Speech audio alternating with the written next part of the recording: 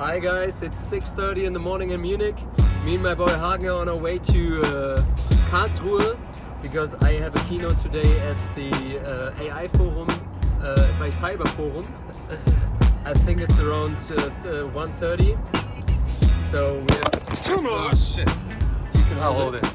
We have 2 more hours in the car. We don't have an attachment for that yet, but we're very excited and we'll have a great day. I hope that the audience will like what we're talking about. Cheers. Bye.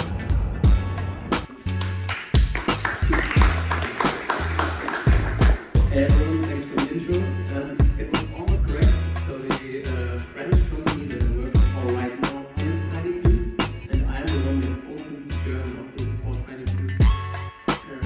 I think it was summer last year. So we're pretty fresh to the German market, but we've been there on the French market for quite some time. As you see, there's a word sales. I am the director of sales at AIxIA in Germany. So one thing that's going to be different in my presentation is that it's a bit more numbers driven and example and hands-on and not as general and potentially about AI as the other ones. Alright, the title is pretty long. It is going to be about how can AI be implemented today and what does it maybe make a bit difference of the way that the other guys are applying AI. Because at the end of the day, all of the companies you've just listened to are using AI in retail in order to personalize. And I'm going to talk you through what we are doing different and how we think AI can also shape the future of retail.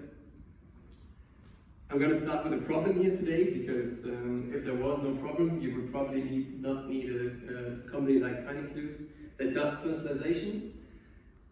89% of marketers are of the opinion that they're already personalizing experience. So we have just seen 2 companies that also do personalization of experience. So many of us are already doing a great job about that.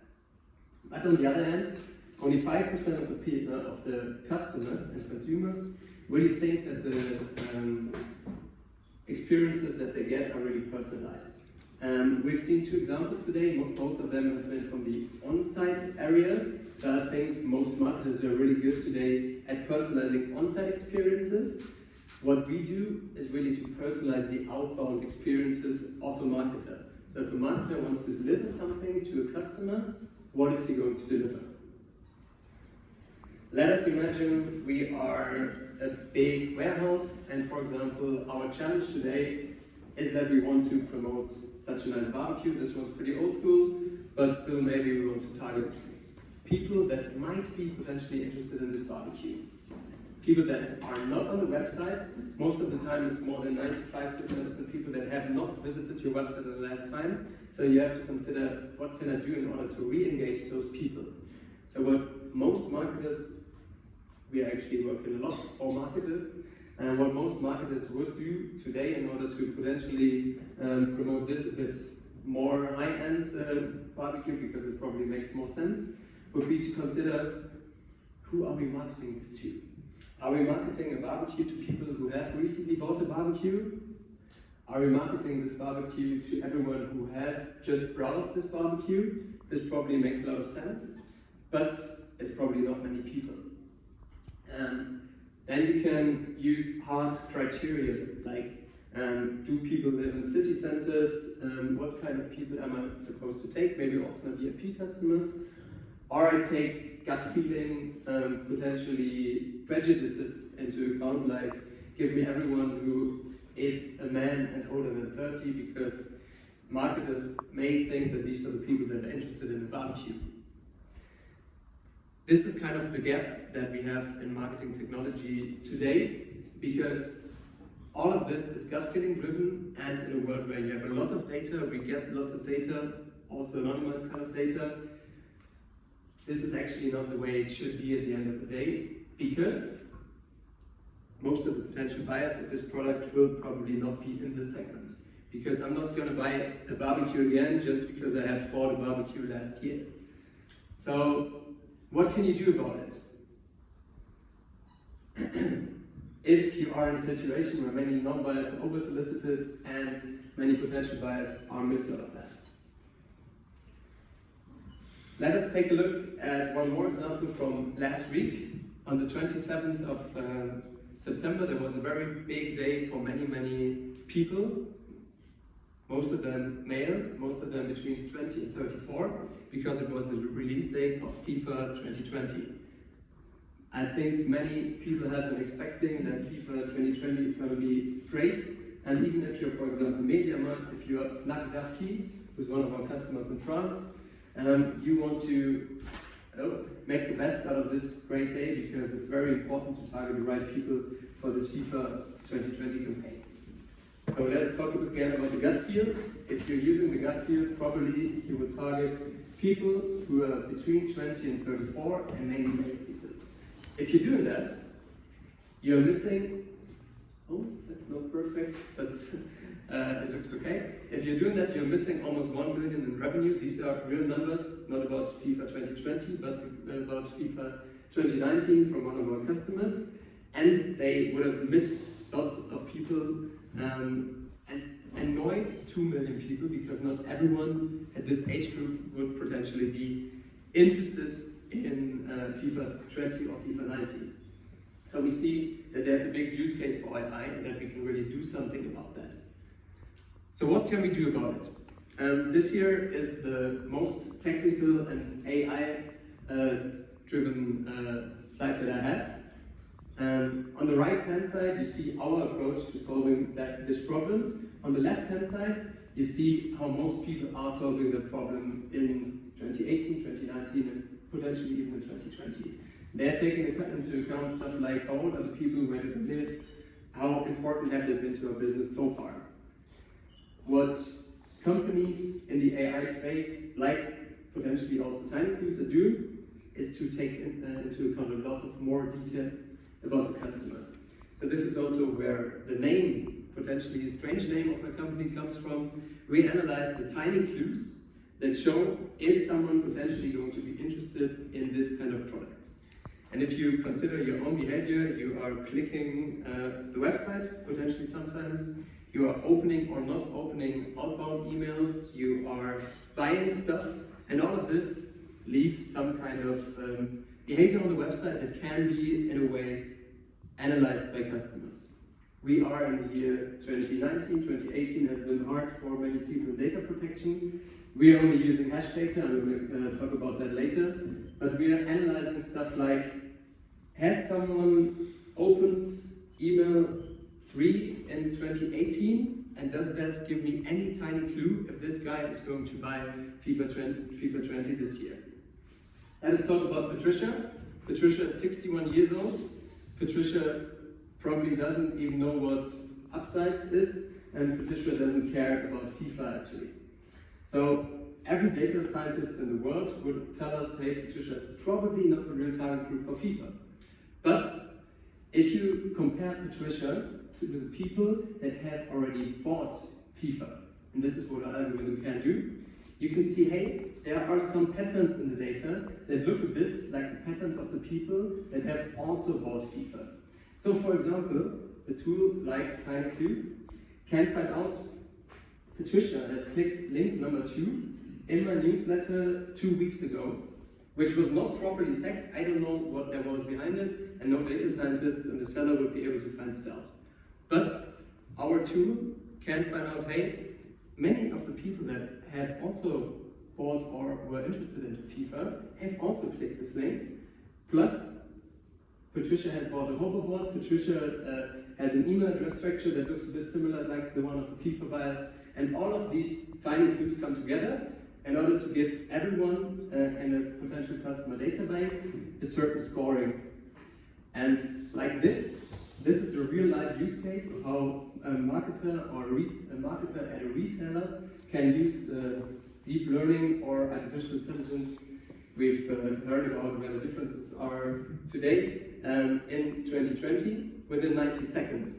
So that all of this here can be done within less than 2 minutes, and you can, as a marketer, at the end of the day, say, hey, these are the ones that I want to target. I'm not only going to target people that are between 20 and 34 male, but out of every category of people that I have here, I'm going to target a certain fraction of them.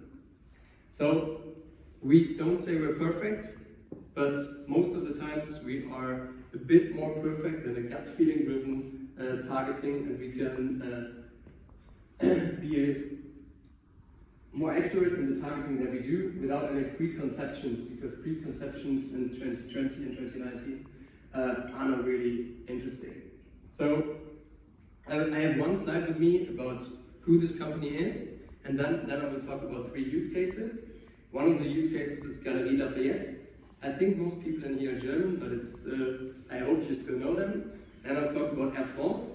It's not retail, but I will still talk about it because it is similar and has one more dimension, which is time. I will talk about the time later.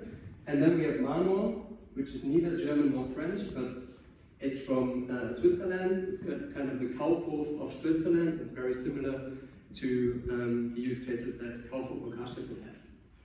So I've talked about a lot of stuff already, but what a tool like TinyClues can do is that it democratizes AI for marketers, because we have developed an interface where every marketer in the world can do a great targeting within 90 seconds. We are optimizing topics and audiences. That's, I think, what I've talked about already, but we're also optimizing marketing plans. So let us say you are a marketer and you work at MediaMarkt and you have the FIFA problem. But you don't only have the FIFA problem, you also have the washing machine problem, you have the Dyson hairdryer problem, you have maybe 20 problems in the same week, and everyone wants you to promote their stuff, but you don't know how to really find out who's going to be the most relevant for which campaign. So we are also optimizing campaign plans based on the revenue that people can expect. We can be used across many channels. We cannot be used for website personalization, but we can be used for every outbound channel.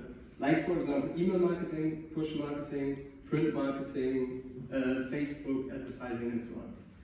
On average, we are doing, most of the times when we are working with customers, we are doing A/B tests.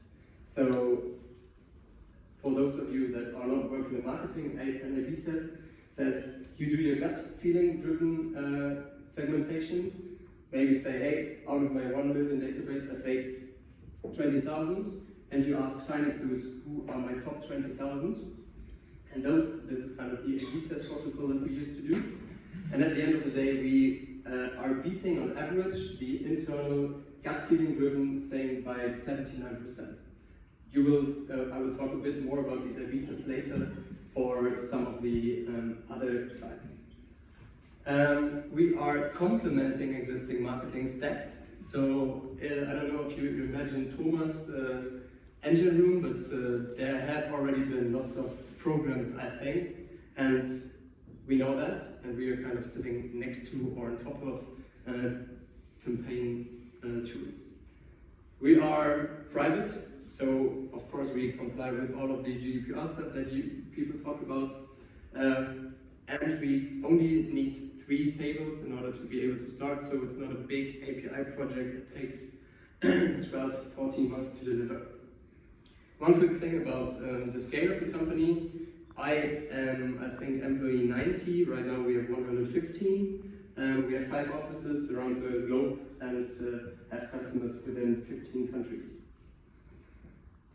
Alright, so the big thing that I'm talking about today, how is, for example, Galerie Lafayette using a tool like TinyClues? I think, maybe quick hands up, who doesn't know Galerie Lafayette? Okay, it's a big, I would say, department store chain in France for luxury clothing most of the time. Galerie Lafayette had 3 big problems to solve. Actually, the problems that I used to talk about all the time, so I can make that short. They had to manage a busy campaign plan. They were actually always reaching out to the same people with the same products because they just didn't know what people were interested in. And on the other hand, they have lots and lots of brands. And each of these brands has different category managers and brand managers. And those people are, in daily life as a marketer, always fighting for a space within the newsletter. They were fighting for a space within the print campaign. They were fighting for the next push message and who receives it. And this is kind of the problem that they had. and that they wanted to solve with an intelligent targeting solution. We call it augmenting the marketer, because the marketer is still the one with tiny clues that decides what he's marketing, but we just do the little thing and tell them, hey, this is relevant for them, this is relevant for them, out of what the marketer wants to market. These are the results that they had in the first two campaigns. One of them was swimwear. Imagine you are Galerie Lafayette, you have loads and loads of products, and you want to market a swimwear campaign. Does it make sense to take past bias? Probably not, because everyone needs swimwear at a certain point in their life, but not everyone needs swimwear right now. So what they did was to do their in-house targeting, give me the top 10% of my database that I think are relevant for swimwear, and they asked a tool like Tiny Clues, which was in this case really Tiny Clues, hey, give me your top 10 of people that are probably going to buy swimwear. Per message sent, we made 22% more revenue, which at the scale of Galerie Lafayette were hundreds of thousands, and there are probably no email marketers in this room, but an email marketer likes to be accounted for his email open rate, which was a lot higher in our segmentation. So we see that there are great use cases for AI in this space. One more use case, which actually always caught my attention, because I think this is also a challenge that is really hard to tackle for marketers. Which men are going to be interested in women's products, and which women will be interested in men products? This is a use case that we used to do all the time, because it's very, very hard to find this out. So we were A/B testing this, and Galerie Lafayette said, hey, our target for men campaign is of course 100% men, and our target for women campaign is 100% women. We said, no. For the men campaign, let's take 70% to 90% women, and for the men campaign, even 15 to 30% women. Sorry, it was wrong, the other way around, but you see it written down. Our results were that we made 44% more revenue than their targets. So a tool that takes a look at the hidden intent behind data is able to really find out stuff like that a human being could find out if he locked himself up in a cellar for 1 month. But a tool like Tiny Clues can do this a lot quicker, within 90 seconds, and even optimize this because you have the capacity to even do more. So I have 3 minutes left, so I'm going a bit quicker. This here is Air France. Air France doesn't have anything to do with retail, so I'm not going to talk a lot about this. One thing that I wanted to talk to you about Air France is that it's even harder for a marketer that is in the travel and hospitality space, because they don't only have which cabin is someone using and which destination is he going to, but also when does this guy book and when does he fly. And this is a use case where AI can really, really help. We have seen tremendous results with Air France. They made more than 80% more revenue with our targets than they did with their gut feeling driven targeting, and AI has again been proven to deliver great impact. How they work right now is that they say, hey, we know that 30% of travelers go to a certain destination twice, 70% of travelers don't, so we're mixing the best out of both worlds. So we say, hey, we do our own segmentation based on past bookers, and we combine that with Tiny Clues targeting in order to have the best targeting possible. Quick thing about Manor. Manor is kind of the Kaufhof, Karstadt, Polo in Switzerland, pretty big, having 2.5 million different products and more than 1 million customers. So they definitely also have the pain, who's going to be interested in which stuff. They A/B tested us with a lot of stuff in the meantime. 2 things that I want to talk about in the last 2 minutes are teenager maker. Who am I targeting for teenager maker? People that bought Playmobil 2 years ago. If you have the data, it could potentially be, but it's not really an easy case. Or special wines that are more than 50 francs expensive. Who am I targeting for that? They didn't know. They made people that bought Moët Chandon in the past. You see the results. We didn't find as many people as their gut feeling driven targeting did, but the total revenue we made was 435% higher than with their in-house targeting. So those have been many. We are working in the meantime with more than 110 customers. You see there's a gap down here because I had to take out a big British travel brand last week and I didn't find the time to put someone else in.